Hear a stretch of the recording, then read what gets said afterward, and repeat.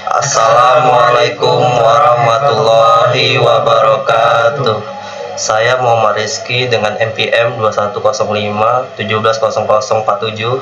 Nama saya Muhammad Reham, NPM saya 2105 170023. Saya Muhammad Mukhtar Majid, NPM 2105 170039. Nama saya Dimas Arpangga, NPM 2105 170049.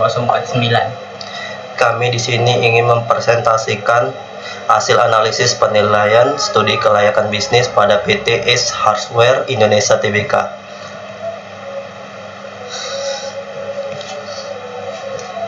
Profil perusahaan: nama Ace Hardware Indonesia Tbk, kode bursa efeknya ACES, alamat kantor Gedung Awan Lama, lantai 5, Jalan Puri Kencana nomor 1, Kembangan Selatan, Kembangan, Jakarta Barat 11610. Alamat email toto@acehardware.co.id. Nomor telepon 021 582222. Faktur 2 fax 02158242022. NPWP 01721 123 6 054000. Situs www.acehardware.co.id. Tanggal pencatatan 2007, bulan 11, tanggal 6.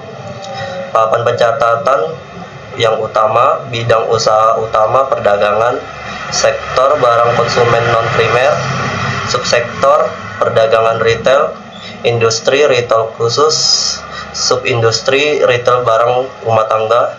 Biro Administrasi Efek PT EDI Indonesia. Latar belakang perusahaan: Ace Hardware Corporation (HAC) merupakan perusahaan retail global yang didirikan oleh Richard Ece pada tahun 1924 di Chicago, Amerika Serikat, dan sejak saat itu HAC terus berkembang pesat. Kemudian pada tahun 1995 PT Ace Hardware Indonesia Tbk didirikan sebagai anak perusahaan dari PT Kawan Lama Sejahtera dan berperan sebagai penguasa pemegang franchise atau lisensi merek Ace Hardware dalam negeri yang ditunjuk oleh Ace Hardware Corporation USA. Gerai pertama Ace dibuka pada tahun 1996 di Karawaci, Tangerang. Sejak saat itu Ace Hardware Indonesia terus berkembang sebagai perusahaan retail dan kini telah menjadi salah satu perusahaan retail terkemuka yang menyediakan beragam perlengkapan rumah tangga dan gaya hidup di Indonesia. Dengan jaringan gerai modern yang dikelola secara profesional, Ace Hardware Indonesia semakin dikenal sebagai the helpful place untuk masyarakat Indonesia yang ingin menemukan produk-produk perlengkapan rumah tangga dan gaya hidup berkualitas. Per 19 September 2022, Ace Hardware Indonesia telah memiliki 228 gerai dengan total luas lebih dari 500.000 meter persegi yang tersebar di 52 kota se-Indonesia. Ace Living World Alam Sutra merupakan flagship store Ace Hardware Indonesia sekaligus menjadi yang terbesar di Indonesia.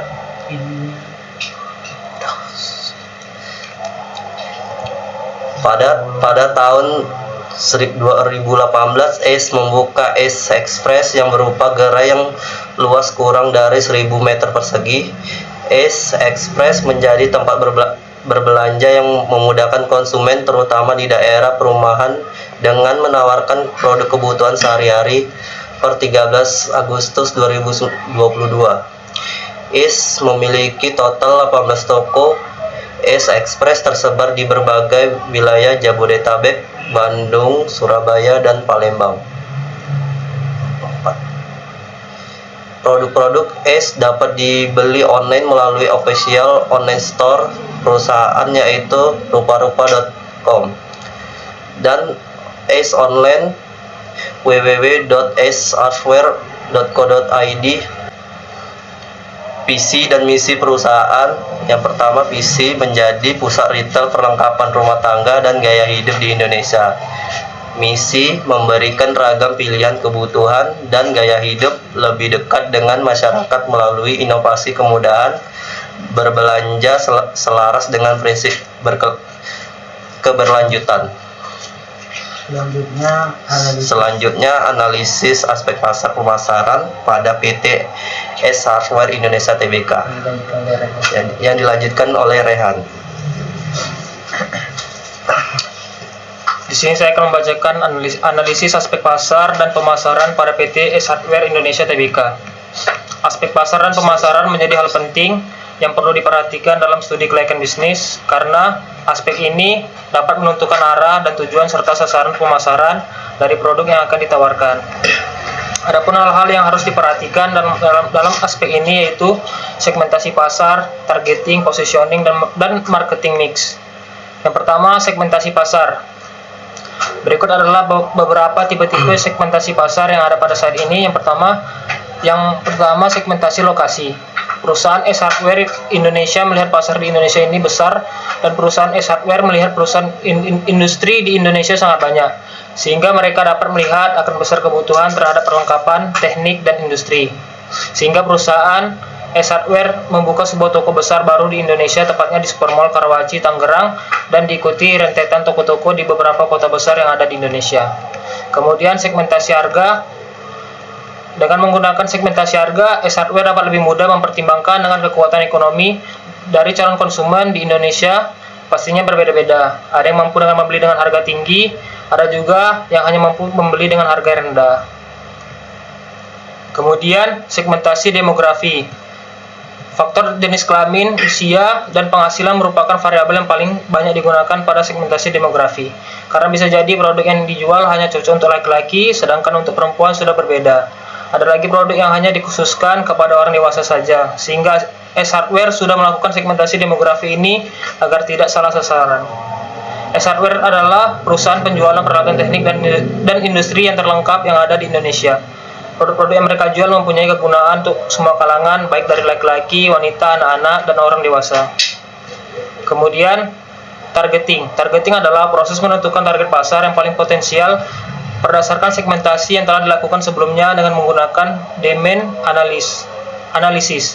Berikut adalah beberapa aspek targeting yang digunakan S Hardware, yaitu ukuran, pasar, perbedaan, dan uang. Kemudian positioning. Melakukan positioning memerlukan pemetaan perseptual untuk mengetahui persaingan brand yang sudah ada sebelumnya, dengan harapan dapat masuk ke segmen pasar yang belum memiliki banyak pemain. S Hardware masih menjadi top leader di segmen ini, di mana produk yang mereka keluarkan adalah produk yang mempunyai brand yang baru, yang perusahaan lain belum mempunyainya. Kemudian yang terakhir, marketing mix. Dari bauran pemasaran atau marketing mix, dapat disimpulkan bahwa bauran pemasaran adalah seperangkat alat pemasaran yang digunakan perusahaan untuk terus-menerus untuk mencapai tujuan pemasaran di pasar sasaran. Jadi dengan melakukan atau menerapkan strategi marketing mix ini, yaitu produk, harga, distribusi, promosi, people, proses, physical evidence, maka perusahaan akan mendapatkan keuntungan atau dapat mencapai tujuan yang diharapkan. Kemudian yang kedua, analisis aspek teknis dan manajemen operasi pada PT S Hardware Indonesia Tbk akan dibacakan oleh Dimas Arfangga. Analisis aspek teknis dan manajemen operasi pada PT S Hardware Indonesia. PT S Hardware Indonesia Tbk telah mengadopsi praktik tata kelola perusahaan yang baik, yaitu GCG, Good Corporate Government. Dengan pelaksanaan yang konsisten sejak didirikan, perseroan telah menjadikan GCG sebagai pedoman standar dalam pengelolaan usaha berdasarkan prinsip dan transparansi. Prinsip transparansi, independensi, akuntabilitas, tanggung jawab, dan kewajaran. Penerapan prinsip-prinsip GCG di lingkungan perseroan dapat dijabarkan sebagai berikut. Pertama, transparansi. Prinsip transparansi telah diterapkan dalam pengambilan keputusan, penyampaian informasi yang relevan dan material tentang perseroan kepentingan seluruh pemangku kepentingan. 2. Independensi. ACE Hardware Indonesia dikelola secara profesional tanpa dipengaruhi oleh pihak manapun dan atau oleh konflik kepentingan apapun yang tidak sesuai dengan aturan dan prinsip-prinsip GCG. Akuntabilitas. Perseroan memiliki kemampuan untuk mengelola operasi secara efektif karena kejelasan fungsi, kedudukan, dan tanggung jawab para eksekutif perseroan berdasarkan tujuan strategis perseroan. Pengawasan efektif Dewan Komisaris dan akuntabilitas terhadap perseroan dan para pemegang saham. Keempat, tanggung jawab. Dalam menjalankan perseroan, manajemen ACE Hardware Indonesia sepenuhnya bertanggung jawab terhadap semua keputusan eksekutif maupun manajemen dan tanggung jawab untuk menjaga kepatuhan terhadap peraturan dan prinsip-prinsip operasional perseroan yang baik. Nomor 5, kewajaran. Kebijakan perseroan telah sesuai dengan prinsip-prinsip keadilan dan kesetaraan menurut hak-hak para pemangku kepentingan yang timbul dari kesepakatan dan peraturan undang-undangan yang berlaku.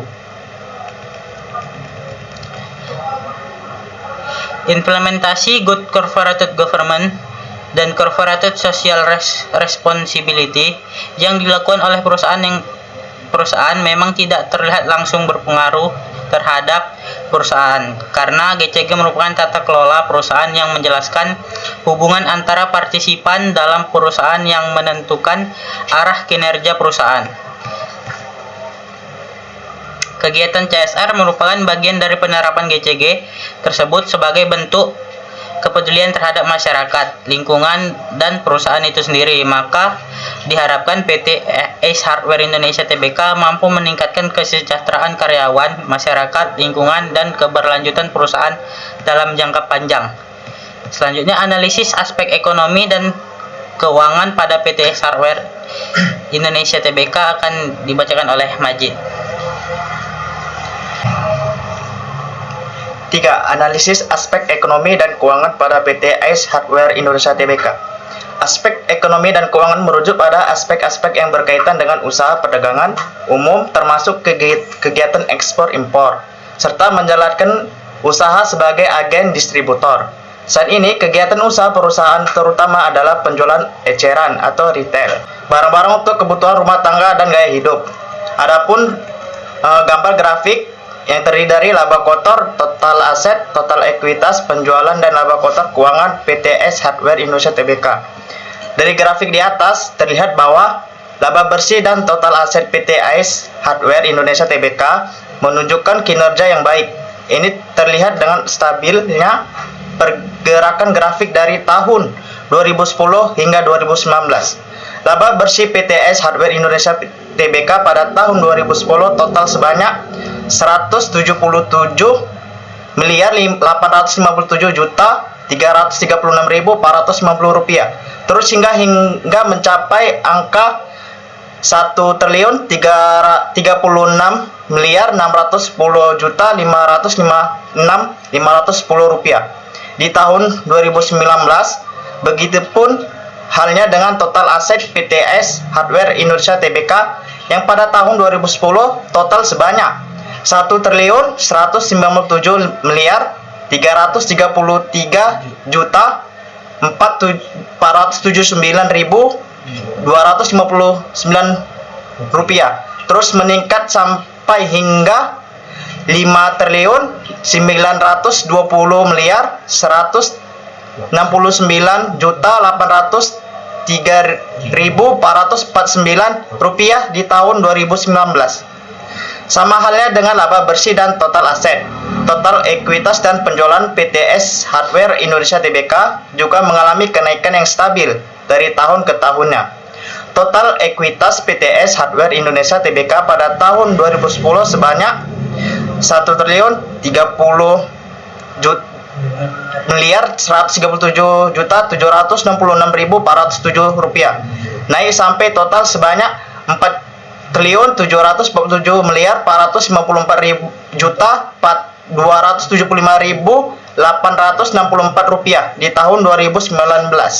Sedangkan penjualan PTS Hardware Indonesia Tbk pada tahun 2010 yaitu sejumlah 1.620 miliar 438 juta 657.211 rupiah, terus naik sampai tahun 2019 dengan jumlah penjualannya adalah sebanyak 7.986 miliar 528 juta 789.676 rupiah. Meskipun laba bersih, total aset, total ekuitas dan penjualan PTS Hardware Indonesia Tbk cukup stabil kenaikannya dari tahun ke tahun. Namun kenaikan tersebut tidak signifikan, hanya bergerak sedikit saja dari posisi awalnya, padahal PTS Hardware Indonesia Tbk adalah salah satu perusahaan besar yang mempunyai anak perusahaan hampir di seluruh Indonesia. Fenomena ini diakibatkan karena pembukaan beberapa gerai baru sebagai konsekuensi program ekspansi yang agresif. Selanjutnya, kesimpulan. Kesimpulan adalah studi kelayakan bisnis PTS Hardware Indonesia Tbk ditinjau dari beberapa aspek, yaitu aspek pasar dan pemasaran, aspek teknis dan manajemen operasi, dan aspek ekonomi dan keuangan. Dalam menganalisis masing-masing aspek tersebut, terdapat beberapa indikator-indikator yang menjadi layak tidaknya bisnis PTS Hardware Indonesia Tbk. Pada aspek pasar dan pemasaran mengenai segmentasi bahwa perusahaan S Hardware sudah cukup profesional, baik dalam segi lokasi, harga, dan aspek demografi. Itu semua karena S Hardware sudah memikirkan secara matang sebelum mereka membuka sebuah toko di negara-negara seperti Indonesia. Dalam strategi targeting, S Hardware sangat memikirkannya dengan membuka sekitar 20 gerai sampai 25 gerai baru. Penambahan item dan produk baru juga bakal jadi salah satu strategi S menggenjot pertumbuhan penjualan. Dalam seperti itu, target SAICA seluruhnya akan tercapai. Dalam aspek positioning, S Hardware masih menjadi top leader di segmen ini, di mana produk-produk yang mereka keluarkan adalah produk yang mempunyai brand yang baru, yang perusahaan lain belum mempunyainya.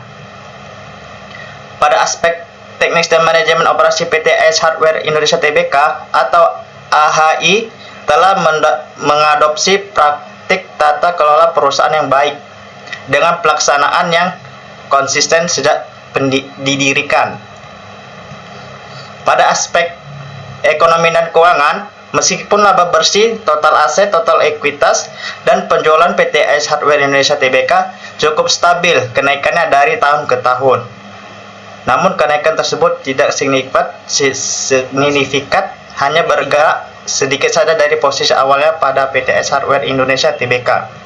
Jadi intinya ini adalah bahwa PTS Hardware Indonesia Tbk ini sangat layak karena dilihat dari beberapa aspek yang telah dibahas di atas, kesemua aspek tersebut menunjukkan indikator yang sangat baik.